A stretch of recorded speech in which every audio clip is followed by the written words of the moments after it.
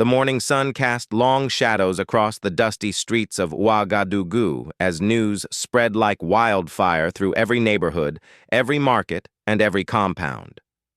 Captain Ibrahim Traoré, the young military leader who had captured the hearts of millions across Burkina Faso, was gone. The 34-year-old revolutionary who had promised to transform their beloved nation would never see another dawn. In the sprawling Sisson district, market vendor Fatima Ouedraogo dropped the bowl of millet she was sorting when her neighbor Aminata came running with tears streaming down her face.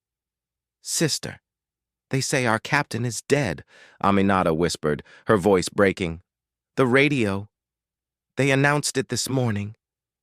Fatima's hands trembled as she reached for her small transistor radio, the same one that had carried Captain Traoré's passionate speeches about fighting corruption and foreign exploitation.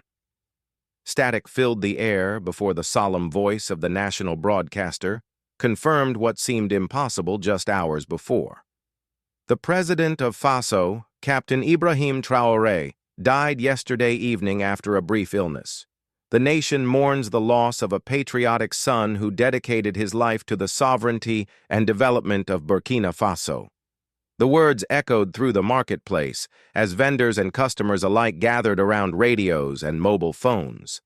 An elderly man named Bukari Sawadogo, who had lived through decades of political upheaval, shook his gray head in disbelief.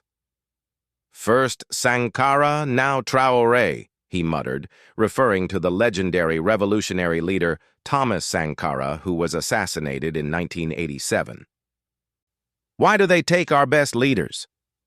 Across the capital, similar scenes unfolded in every corner of the city. At the University of Ouagadougou, students who had supported Traoré's vision of educational reform gathered in the main courtyard.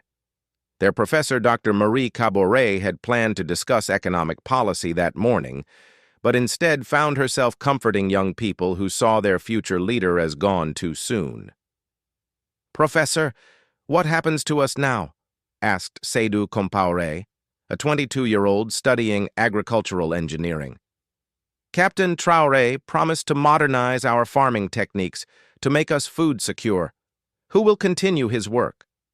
Dr. Caboret looked at the faces before her, bright, hopeful young Burkinabé who had believed in change. "The captain always said that true revolution comes from the people, not just from one person." Perhaps this is when we prove him right. In the northern city of Dori, near the border with Mali and Niger, where security challenges had dominated headlines, Colonel Dramane Ouedraogo received the news while coordinating anti-terrorism operations. He had served under Captain Traoré and respected the young leader's commitment to protecting Burkina Faso's sovereignty without relying entirely on foreign military assistance. "Sir, what are your orders?" asked Lieutenant Seydou Tapsoba, knowing that this news would create uncertainty not just politically but also in their ongoing security operations. Colonel Ouedraogo stared at the map of the Sahel region spread before him, marked with positions of various armed groups that had plagued the region for years. "We continue the mission," he said firmly. "The captain would want us to protect our people, regardless of who leads in Ouagadougou." Meanwhile, in the rural village of Bam, about 200 kilometers from the capital, village chief Tinga Nikiema called an emergency meeting under the great baobab tree that had served as the community's gathering place for generations. Farmers, herders, and their families came together as they had during droughts, celebrations, and times of crisis. "My children," the elderly chief began, his voice carrying the weight of traditional authority, "we have lost a leader who understood our struggles. Captain Traoré visited our village last year, remember?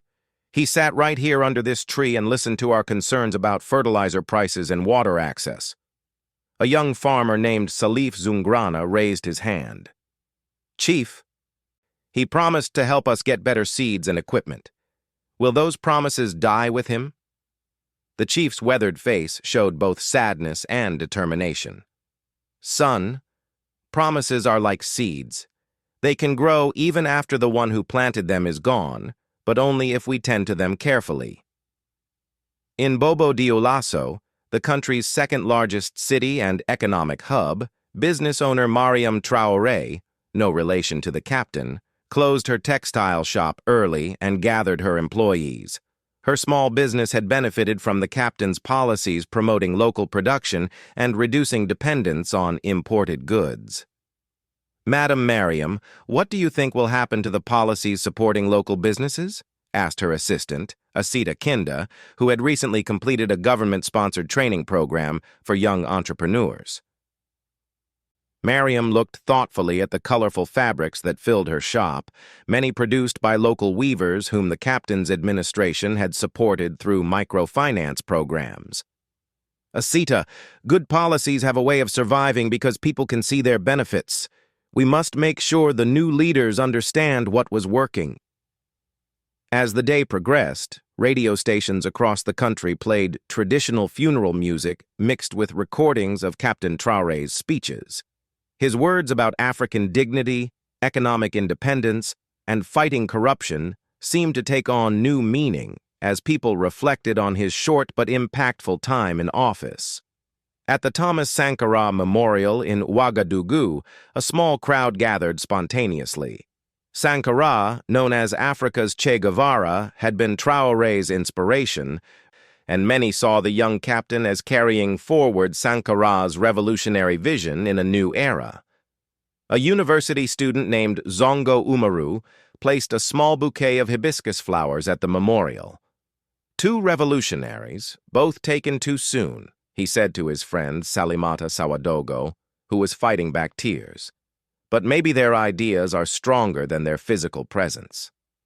In rural areas where mobile phone coverage was limited, the news spread through traditional networks, market day conversations, mosque announcements, and word of mouth along well-traveled paths. In the village of Sindhu, famous for its dramatic rock formations, elderly storyteller grandfather Isa gathered children under the evening stars as he had done for decades. "Children, today we lost someone who reminded us that young people can lead, that change is possible," he said in the melodic Dioula language. "But remember, every great baobab tree was once just a small seed. The captain may be gone, but the seeds of his ideas remain in each of you." As night fell across Burkina Faso, from the bustling streets of Ouagadougou to remote villages near the borders with Ghana and Ivory Coast, people grappled with questions about their nation's future. In homes lit by kerosene lamps and in compounds with solar panels alike, families discussed what Captain Traoré's death meant for their daily struggles with poverty, security, and governance. The captain had come to power during turbulent times, promising to address corruption, improve security, and reduce foreign dependence. His Pan-African rhetoric and youthful energy had resonated with many, especially young people who comprised the majority of Burkina Faso's population.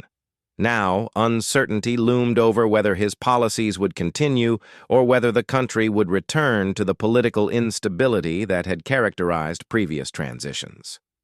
In the mining town of Kaya, workers at a gold mine owned by foreign companies gathered to discuss the implications.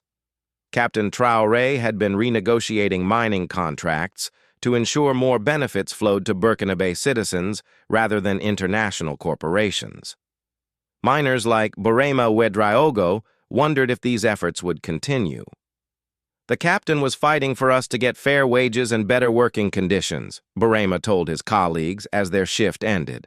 "Foreign companies were making millions while we struggled to feed our families. If his policies change, what happens to us?"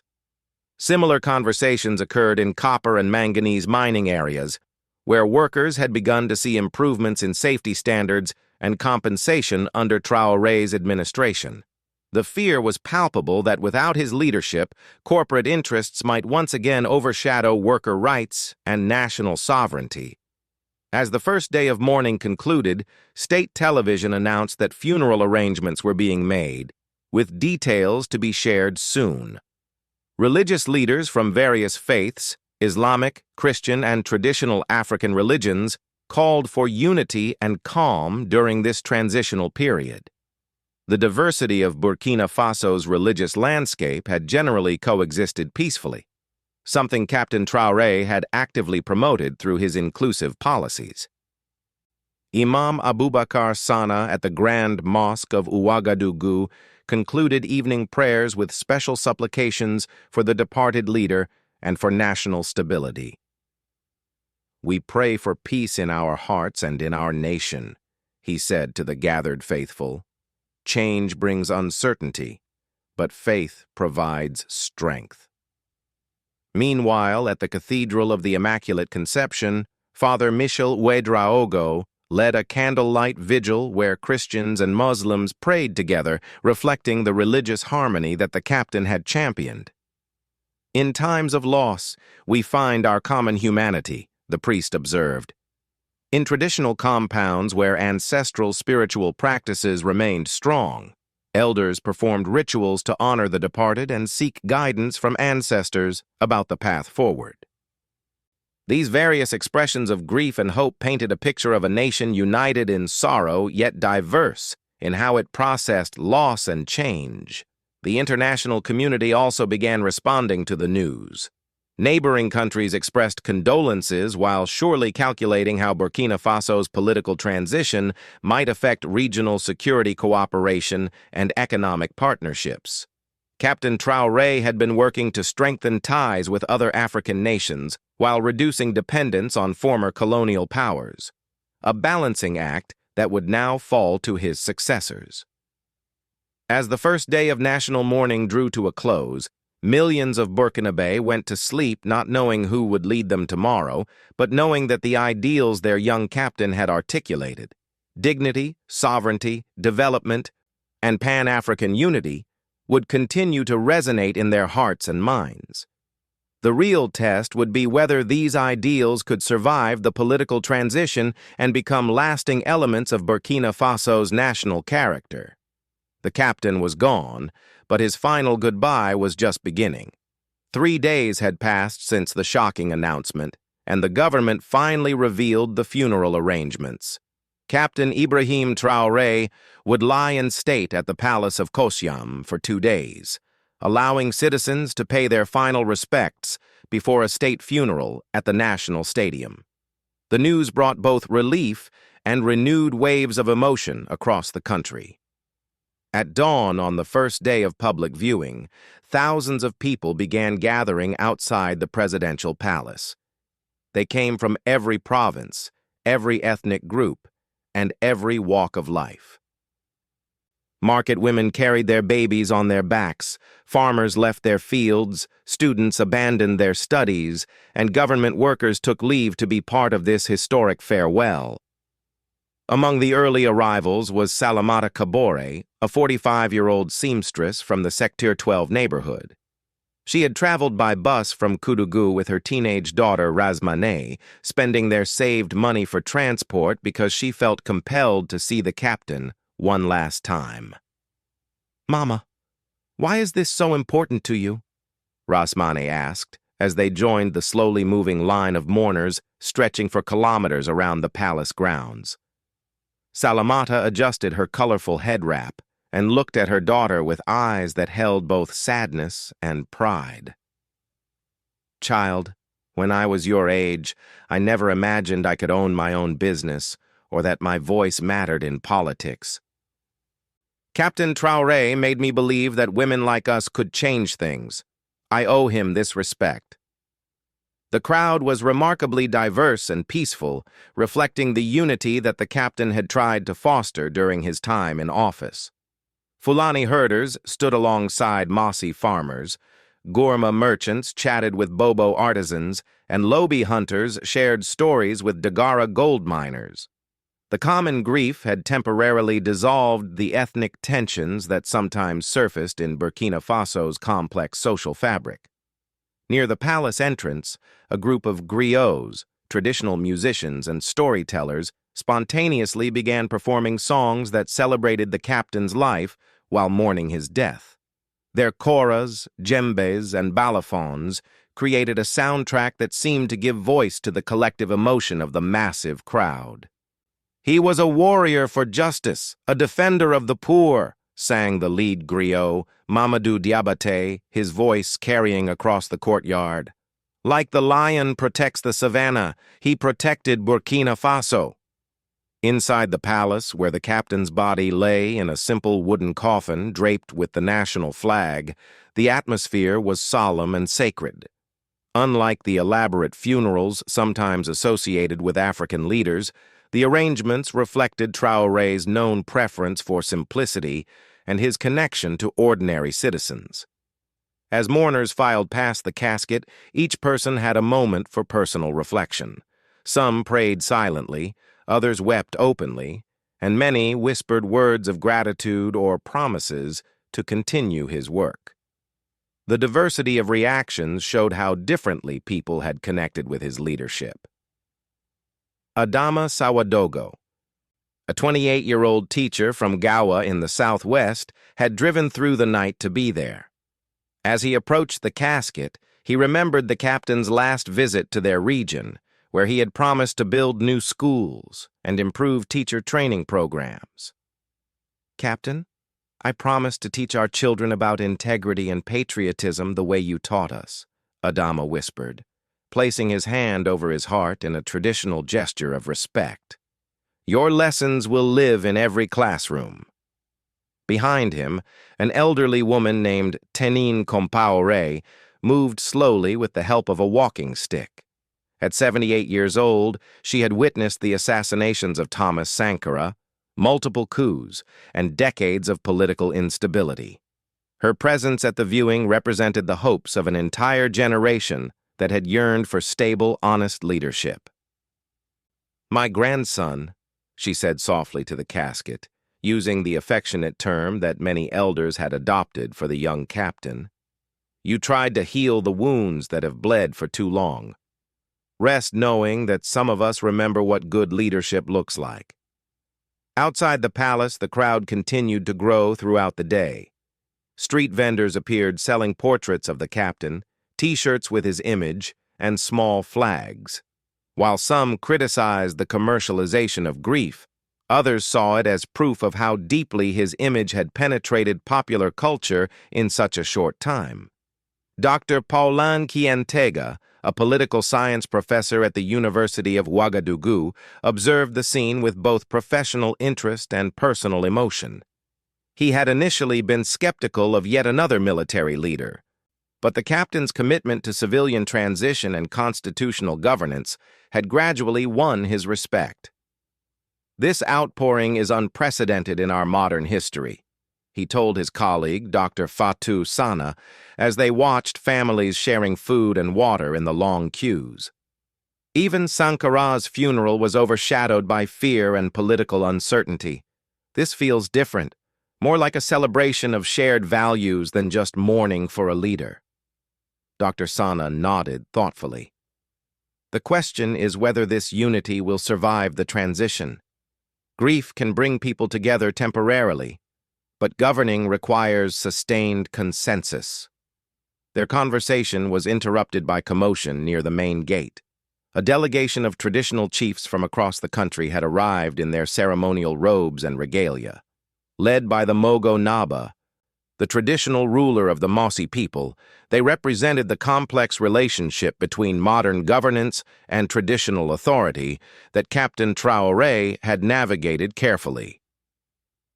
"We come to honor a leader who respected our traditions while building a modern nation," announced Chief Tindamba from the eastern region. "He understood that our strength comes from both our roots and our growth." The presence of traditional leaders added another layer of legitimacy to the public mourning.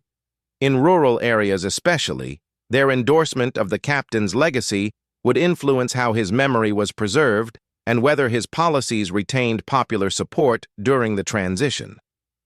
As evening approached, the palace remained illuminated, and the crowds showed no sign of diminishing. Families had brought mats and food, turning the vigil into an impromptu community gathering that stretched across the capital's streets. In some areas, people organized informal discussion groups where they shared memories of the captain's policies and debated what should happen next. In one such circle near the National Library, a group of university graduates discussed the captain's efforts to create youth employment programs and reduce brain drain, the emigration of educated young people to Europe and North America. He gave us hope that we could build successful careers here at home instead of risking our lives crossing the Mediterranean, said Aminata Bela, who had returned from France to work in a government ministry under the captain's administration. The question is whether his successors will continue investing in youth development or return to the old patterns of neglect. Her friend, Georges Tiendrebeogo, who had started a small tech company with government support, worried about the broader economic implications. International investors were beginning to take us seriously because of his stability and anti-corruption efforts. If we returned to political chaos, all that progress could disappear quickly. Similar conversations occurred throughout the city as people processed not just their grief, but their anxiety about the future. The captain had embodied change and possibility for many citizens who had grown cynical about politics. His sudden death forced them to confront whether lasting transformation could survive without its primary champion. At the Université Nazi-Boni in Bobo Dioulasso, students organized their own memorial service that attracted thousands of young people from across the western region. They lit candles, shared poems, and sang songs that the captain had often referenced in his speeches about African unity and self-reliance. "He made us proud to be African again," declared student leader Yasmin Gisou, addressing the crowd gathered in the university's main amphitheater. "When Europeans and Americans made jokes about Africa, we could point to Captain Traoré and say, 'This is our leadership, this is our potential.'" The student memorial reflected a broader theme in the national mourning, the loss of a symbol of African dignity and competence on the global stage. The captain's articulate defense of sovereignty and his critiques of neo-colonialism had resonated far beyond Burkina Faso's borders, inspiring young people across the continent who felt frustrated with their own leaders' perceived subservience to former colonial powers. Meanwhile, in the mining regions where the captain had worked to renegotiate contracts with foreign companies, workers organized their own tributes while expressing concerns about their economic security. At the Essakane gold mine in the north, shift workers gathered during their break to discuss the implications of political transition for labor rights and working conditions. "The foreign companies are probably celebrating tonight," said miner Bila Tapsoba bitterly. "They never liked his demands for fair wages and environmental protection. Now they might think they can return to the old days of exploitation." His colleague Brahima Kabore was more hopeful. "But we learned our worth under his leadership. We know we deserve better treatment. Even if the policies change, our consciousness won't." This tension between hope and fear characterized much of the public discourse during the viewing period. The captain had raised expectations for what governance could accomplish, but his death created uncertainty about whether those expectations could be sustained without his personal leadership and charisma. In religious communities, the mourning took on spiritual dimensions that reflected Burkina Faso's diverse faith traditions. At mosques across the country, imams led special prayers for the departed leader and for national stability. The Islamic concept of destiny and divine will provided comfort to many Muslim citizens while also emphasizing the importance of continuing good works in the leader's memory. Father Antoine Ouedraogo at the Catholic Church of St. Joseph in Kupela delivered a homily that drew parallels between the captain's sacrifice for his country and Christian concepts of service and dedication. "A good shepherd gives his life for his flock," he told his congregation. "Captain Traoré showed us what it means to put the nation before personal interests." In traditional religious practices, ceremonies were conducted to ensure the captain's spirit found peace and to seek ancestral guidance for the nation's next steps. These rituals, often performed quietly in family compounds and sacred groves, represented the deepest cultural responses to loss and uncertainty. As the second day of public viewing concluded, estimates suggested that over 200,000 people had paid their respects at the palace. The peaceful, organized nature of the crowds impressed both domestic observers and international media, contrasting sharply with the chaos that had often accompanied political transitions in the region. The unity displayed during these days of mourning would soon face its greatest test as the nation prepared for the state funeral and the political decisions that would determine Burkina Faso's path forward. But for now, the shared grief had created a brief moment of national solidarity that honored both the departed leader and the democratic values he had tried to promote. The morning of the state funeral arrived with an unusual calm across Ouagadougou. The normally chaotic traffic had ceased as authorities closed major roads to allow the funeral procession to pass through the heart of the capital. From the Palace of Kosiam to the Stade du Fort Août, every street corner was lined with citizens who had awakened before dawn to secure the best viewing positions. At 6 a.m., as the call to prayer echoed from minarets across the city, military honor guards began their final preparations at the palace. Captain Traoré's casket, now adorned with the national colors and traditional kente cloth from local weavers, would make one last journey through the streets where he had once walked as a young revolutionary promising change. Colonel Salifou Diallo, who had served as the captain's chief of staff, oversaw the ceremonial preparations with military precision despite his obvious grief. He had been with Traoré during the coup that brought him to power, and had witnessed the transformation from young officer to national leader. "Today we honor not just our commander but our vision for Burkina Faso," Colonel Diallo told the assembled guard unit. "The captain always said that true military service means protecting the people and their hopes. Today, we protect his memory and what he stood for." The funeral procession began at precisely 8 a.m., led by mounted presidential guards in full ceremonial uniform. The sight of horses draped in gold and red cloth created a majestic opening that seemed to lift the spirits of mourning crowds. Behind them marched representatives from every branch of the military, their synchronized steps echoing through the silent streets. The captain's casket was placed on a gun carriage pulled by 6 black horses, a tradition borrowed from European military funerals but adapted with local touches. Young girls from various ethnic groups scattered rose petals and local flowers in the procession's path, while traditional drummers provided a rhythmic accompaniment that blended military formality with African cultural expression. Following the military contingent came delegations representing every segment of Burkinabe society. Trade unions, women's associations, student groups, religious organizations, and traditional chiefs all walked in carefully organized formations that showcased the diversity of the nation the captain had tried to unite. Mariam Cabaret, who represented market women's associations, walked proudly despite the heat and her exhaustion from days of preparation. At 52, she had fought for women's rights in commerce and had found an unexpected ally in the young captain who had established microfinance programs specifically for female entrepreneurs. "Sister, my feet are killing me, but I wouldn't miss this for anything," she whispered to her colleague Aissata Ouedraogo as they passed cheering crowds. "How many times in our lives do we get to honor someone who actually tried to help us?" The procession route had been carefully planned to pass through neighborhoods representing different social classes and ethnic communities. In Sisson, the working-class district, residents had erected makeshift tributes using local materials, baobab branches, colorful fabrics, and handwritten signs praising the captain's policies on labor rights and social justice.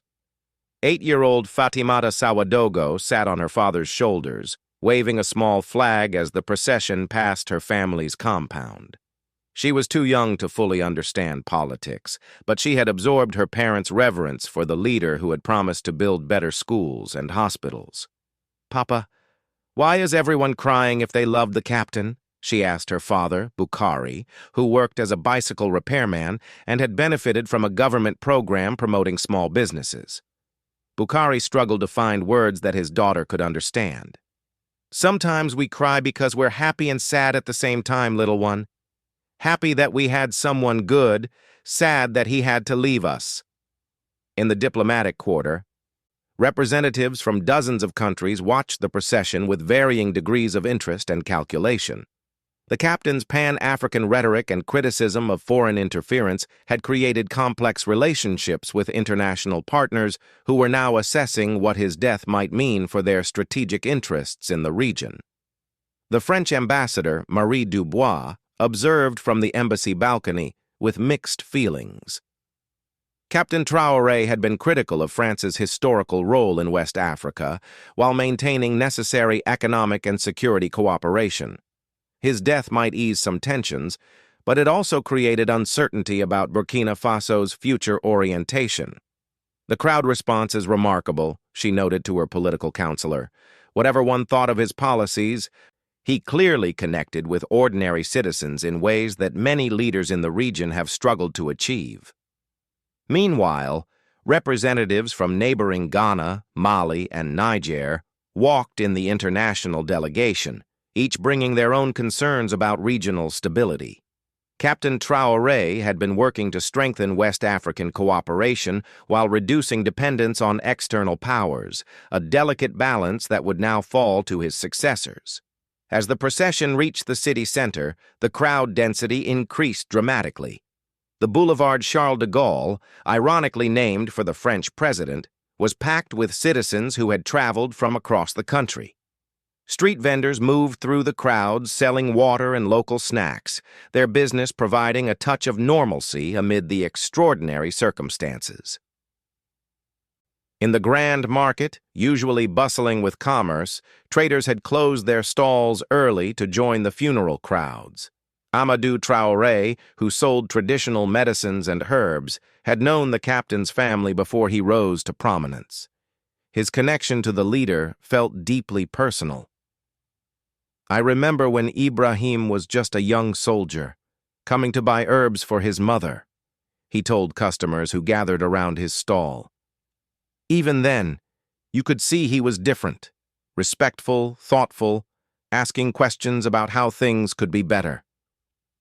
Such personal memories, shared throughout the crowd, created an intimate atmosphere despite the massive scale of the event.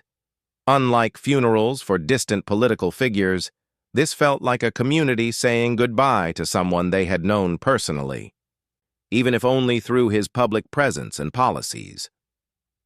The procession paused at significant landmarks that held meaning in the captain's story. At the monument to Thomas Sankara, hundreds of young people had gathered with portraits of both revolutionary leaders, creating a visual connection between past and present struggles for African dignity and independence. Student leader Seydou Compaoré had organized his university colleagues to create a human chain around the monument, holding hands and singing liberation songs that both Sankara and Captain Traoré had referenced in their speeches. The symbolism was powerful, young people linking themselves to a tradition of resistance and transformation that transcended individual leaders. Sankara planted the seeds, Captain Traoré watered them. "And now it's our turn to harvest," Seydou called out to his fellow students. "The revolution doesn't die with one person. It lives in our actions and our dedication to justice." As the procession continued toward the stadium, traditional praise singers, known as griots, performed spontaneously along the route. Their improvised songs wove together historical references, personal memories of the captain, and hopes for the future, creating a real-time oral history that would be remembered and retold for generations. Djeli Mamadou Kouyaté, one of the most respected griots in West Africa, had traveled from Mali specifically for the funeral. His presence added regional significance to the event, as griots traditionally serve as the keepers of historical memory across borders and ethnic divisions. Great rulers are remembered not just for their power, but for how they used it for their people. He sang in the ancient style, his voice carrying across the crowds. Captain Traoré chose service over selfishness, unity over division. His story becomes part of our eternal song. The participation of griots from multiple countries reflected the Pan-African dimension of the captain's appeal. His criticism of foreign interference and his calls for African self-reliance had resonated across the continent, making his funeral a regional event rather than just a national one. At the military academy where Captain Traoré had trained as a young officer, current cadets stood at attention in perfect formation as the procession passed. Their solemn faces showed the weight of responsibility they felt to uphold the example their former fellow cadet had set. Among them was Lieutenant Rasmane Ouedraogo, who had graduated in the same class as the captain. He was just like us, ambitious, patriotic, but ordinary in many ways, Lieutenant Ouedraogo reflected as he watched the gun carriage roll past. If he could rise to change a nation, maybe any of us could. That's both inspiring and terrifying. The presence of young military officers highlighted one of the central questions surrounding the captain's legacy: whether his example would inspire future leaders to pursue similar paths of service and reform, or whether his death would discourage idealistic young people from entering public service altogether. Religious leaders from various faiths walked together in the procession, reflecting the captain's efforts to promote interfaith harmony in a country where Islam and Christianity coexisted alongside traditional beliefs. Imam Abubakar Sana walked beside Father Michel Ouedraogo and traditional priest Tinga Nikiema, their shared presence symbolizing the national unity that had been one of the captain's key achievements. In death, he continues to bring us together, observed Father Ouedraogo as they approached the stadium. Perhaps that's his final gift to the nation, showing us that our common humanity matters more than our differences. As the procession finally reached the Stade du Fort Août, the crowds that had followed from the palace merged with thousands more who had been waiting since dawn inside the stadium.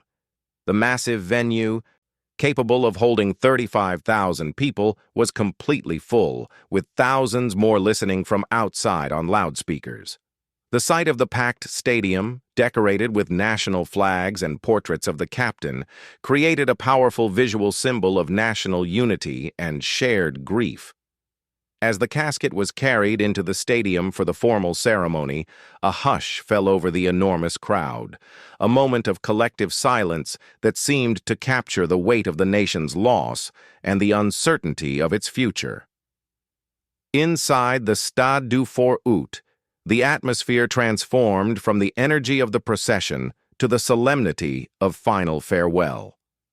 The stadium, named for Burkina Faso's Independence Day, had witnessed countless celebrations of national achievements.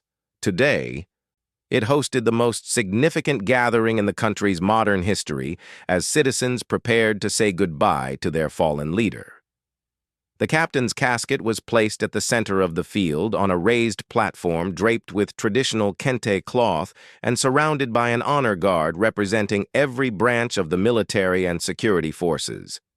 Above the platform, the national flag flew at half-mast, while traditional drummers created a rhythmic backdrop that seemed to echo the heartbeat of a grieving nation. In the VIP section, interim President Colonel Damiba sat alongside traditional chiefs, religious leaders, and international dignitaries. The man who would temporarily lead Burkina Faso during the transition appeared visibly moved by the scale of public emotion surrounding his predecessor's death. The contrast between the massive popular outpouring for Captain Traoré and the more muted response to previous leadership changes was not lost on political observers. The ceremony began with a performance by the National Choir, whose voices carried across the stadium as they sang both the national anthem and traditional songs of mourning in multiple local languages.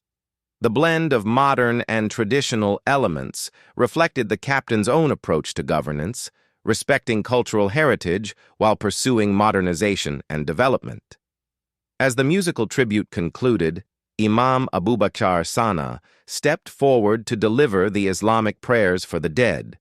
His voice, amplified throughout the stadium, carried the weight of spiritual authority as he recited verses from the Quran about mortality, judgment, and the hope of paradise for those who serve their communities faithfully. Allah gives life and takes it according to His wisdom, the Imam proclaimed. Captain Ibrahim Traoré lived his short life in service to his people. We pray that his good deeds will be a light for him in the afterlife and an inspiration for us in this world. Following the Islamic prayers, Father Michel Ouedraogo offered Christian blessings that emphasized themes of sacrifice, service, and eternal rest. His words resonated with the significant Christian population while also speaking to universal values of compassion and dedication that transcended religious boundaries. Like the good shepherd who lays down his life for his sheep, Captain Traoré gave himself for Burkina Faso, Father Ouedraogo declared. His example calls us to consider what we are willing to sacrifice for the welfare of our brothers and sisters. Traditional priest Tinga Nikiema then performed ancestral rituals that connected the captain's death to the spiritual heritage of the land itself. Pouring libations and burning sacred herbs, he invoked the blessing of ancestors and called upon their guidance for the nation during this time of transition. The ancestors welcome home a son who honored their memory by serving his people with courage and integrity, the traditional priest announced. His spirit joins theirs in watching over Burkina Faso, guiding us toward wisdom and unity. The integration of multiple religious traditions in the ceremony reflected the captain's commitment to inclusivity and his understanding that true leadership required respecting the diverse spiritual landscape of his country. Many observers noted how seamlessly the different faith expressions flowed together, suggesting that this aspect of his legacy had already taken root in national consciousness. Following the religious ceremonies, the program moved to political tributes that would define how the captain's legacy would be remembered and continued. Interim President Damiba approached the podium with obvious emotion, carrying the weight of following a leader who had captured the imagination of millions. Citizens of Burkina Faso, we gather today not just to mourn, but to celebrate a life that embodied our highest aspirations, Damiba began, his voice echoing through the stadium's sound system. Captain Ibrahim Traoré showed us that leadership is not about power over others, but about empowering others to achieve their dreams. Damiba's speech carefully balanced honoring his predecessor while establishing his own authority during the transition. He praised the captain's anti-corruption efforts, his commitment to sovereignty, and his vision for African unity, while pledging to continue these policies during the interim period. The captain's work is not finished, Damiba declared. The schools he planned will be built, the hospitals he envisioned will open their doors, and the dream of a prosperous, independent Burkina Faso will become reality. This is our promise to his memory and to you, the people he served. The political dimension of the funeral became more apparent as various speakers took the podium. Representatives from different regions of the country spoke about specific projects and policies that had impacted their communities, creating a comprehensive picture of the captain's domestic achievements while also revealing the challenges that remained. Dr. Marie Caboret, speaking on behalf of women's organizations, highlighted the captain's efforts to promote gender equality and female entrepreneurship. Her presence at the podium was itself symbolic, as previous governments had rarely given such prominence to women's voices at state events. Captain Traoré saw the potential in all citizens regardless of gender, Dr. Caboret announced to thunderous applause. He understood that a nation that wastes half its talent by limiting women's opportunities can never reach its full potential. His legacy lives in every girl who now believes she can become anything she dreams of being. Student Representative Yasmin Guissou delivered a passionate tribute that captured the hopes and fears of Burkina Faso's youth majority. Her words about education, employment opportunities, and the dream of building successful careers at home rather than emigrating abroad resonated powerfully with the young people who filled much of the stadium.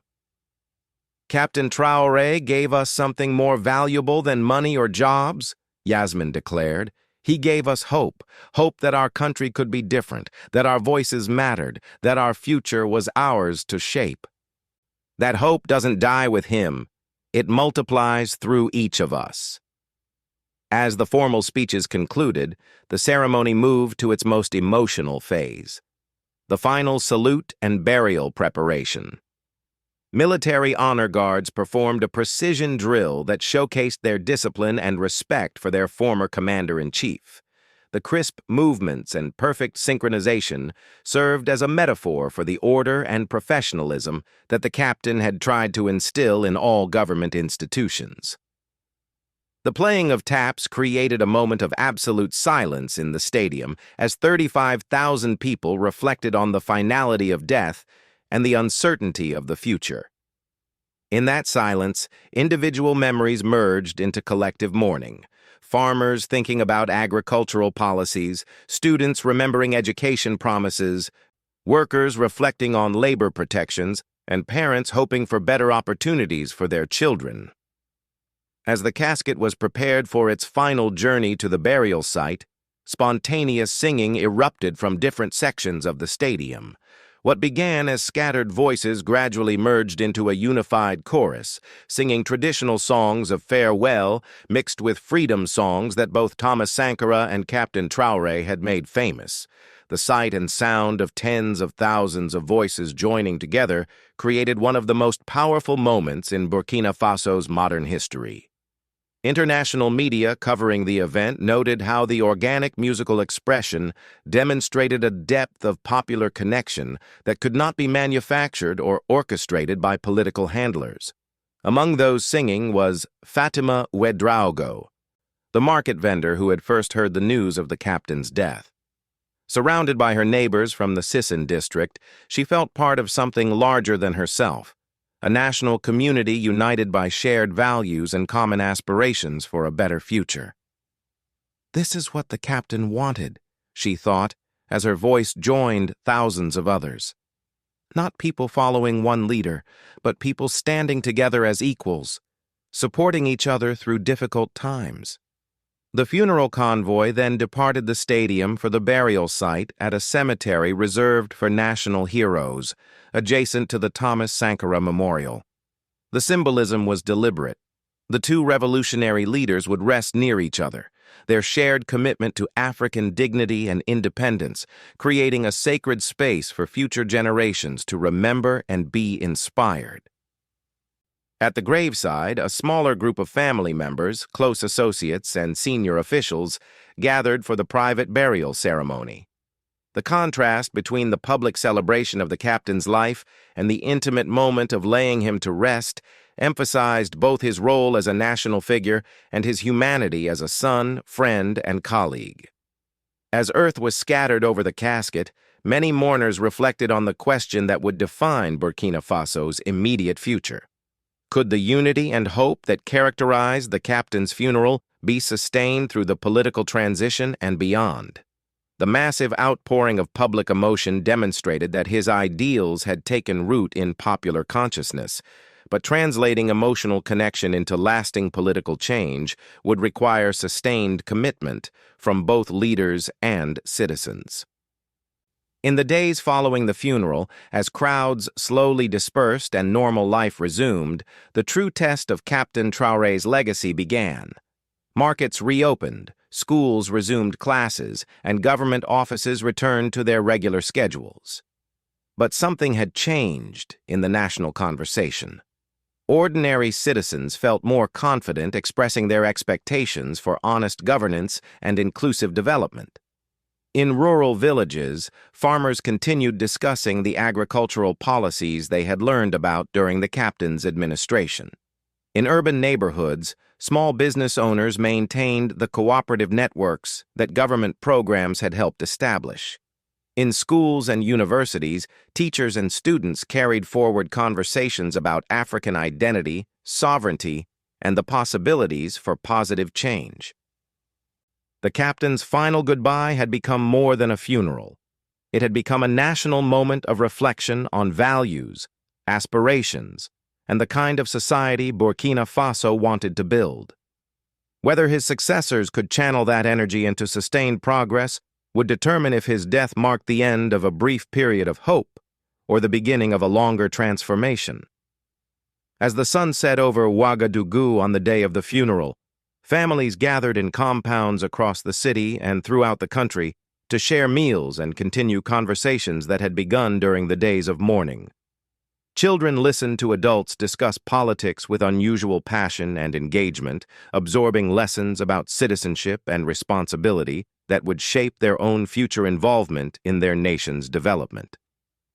In the quiet moments after the crowds had gone home and the media attention had shifted elsewhere, Captain Ibrahim Traoré's final goodbye continued to echo through the hearts and minds of the people he had served.